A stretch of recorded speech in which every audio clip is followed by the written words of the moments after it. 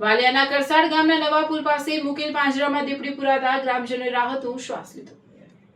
છેલ્લા ઘણા સમયથી વાલિયાના કરસાડ ગામના નવા પુલ પાસે દીપડો દેખાતા રાહદારી અને ગ્રામજનો ભયભીત બન્યા હતા।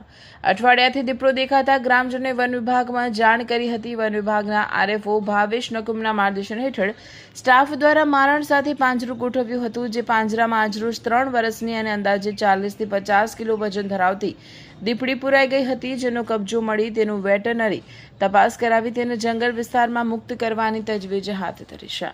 લોકોને રસ્તા પર જતા આવતા વારે જોવા મળે છે, તેથી અમે અઠવાડિયા પહેલાં ત્યાં પાંજરું ગોઠવેલું હતું અને તેમાં આજરોજ દીપડી જે પકડાણી છે તેને અમે વાલિયા રાઉન્ડ અને રેન્જ ઓફિસ અહીં છે ત્યાં અમે લઈ આવ્યા છીએ અને એ સ્વસ્થ અને હેલ્ધી છે।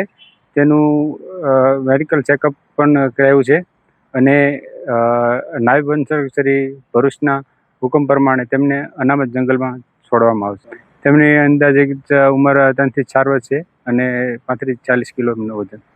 હજુ અવારનવાર અન્ય દીપડાની અરજીઓ આવે છે, ત્યાં અમે પાંજરા ગોઠવેલા છે અને અમુક જગ્યાએ છે હજુ પણ દીપડાઓ છે।